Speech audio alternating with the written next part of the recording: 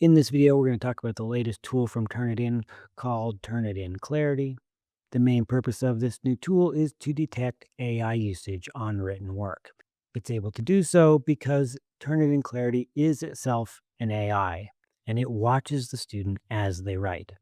In the past, we were left looking at the student's final product, and based on cues in the text, was there plagiarism? Did they use AI? However, now with Turnitin Clarity, we are watching the student as they write. We're watching their process. Turnitin Clarity will flag exactly when the student's doing their copy paste events to make their paper magically write itself. This video is simply going to focus on how to set up that Canvas assignment to use Turnitin Clarity. A later video will talk about how to go back through the reports when you receive student submissions. So here we go. We have to start in Canvas assignments to make this Clarity assignment. We can add it to modules later, but we cannot build it inside a module. So we have to start in assignments. I am in assignments right now, and we're going to go up to the upper right-hand corner, click on those three dots there. And then in the drop-down menu, we have Turnitin. Once that new page pops up and loads, you're going to be presented with two options: standard assignment on the left and student writing on the right. The standard assignment option is the Turnitin that you're familiar with. Students submit a paper, and then Turnitin gives you a similarity report and lets you know if there's any flags for AI possibly.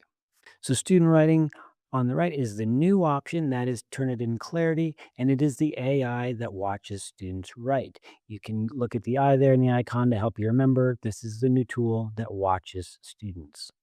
Now, I need to let you know about a couple caveats here. In order for Turnitin to be able to watch students write, students need to compose their work inside of Turnitin. You need to know that you'll need to communicate a lot with your students on the front end, that they need to start their papers in this new Turnitin thing. Their habits are going to have them loading up Google Docs, Microsoft Word, OpenOffice, whatever their preferred word processor is, and that's just simply not going to work. In order for us to watch their writing, they have to compose the work start to finish inside of this new Turnitin tool. The next caveat, this tool works if the word count is between 300 words up to 2,500 words. If it goes far below that minimum, then there's not enough text for Turnitin to really make any determinations on. And if it goes beyond the 2,500, it's going to take too long to load and process. I'm sure that upper end will increase as the tool gets developed further, but for now, we're stuck in this range of 300 words to 2,500 words. If you think you're going to be outside of that bounds, you probably want to go back to the standard Turnitin assignment. So we're going to click on student writing to see how this new feature works. So now we are at the create assignment screen.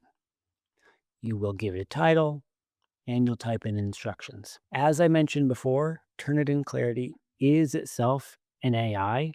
And so when you put instructions in here, those are also instruction prompts for the artificial intelligence.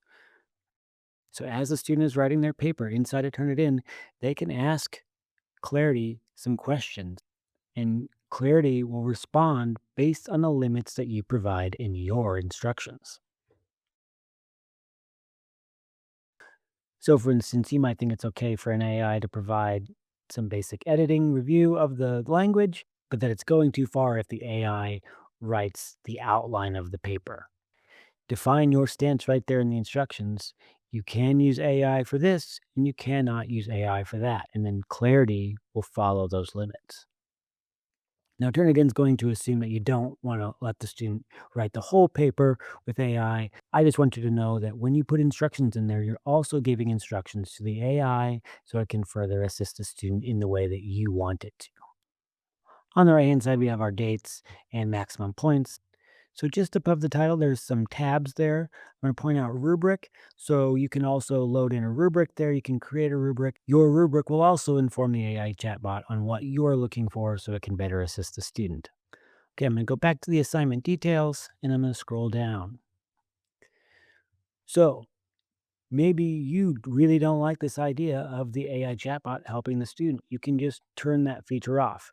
Turnitin Clarity will still be observing the student as they write, but the student cannot talk to that AI chatbot anymore. The panel is just gone. Same thing on grammar check and same thing on citation check. If you really want to lock things down, you can.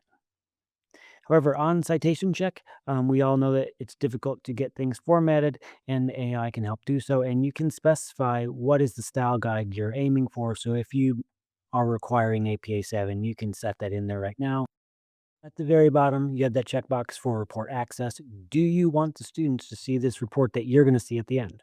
So with these settings set the way that you want, your instructions in there for the student, and the AI chatbot if you're letting the students use it, you've set all your dates and points, and you've included a rubric. With everything set to go, you can scroll to the bottom right, and you'll have a Create Assignment button. You'll be taken back to the normal Canvas assignment screen, and you will see your test assignment built out, and you can click on the title of it. This will take you to the student submission screen, of which I will outline in another video.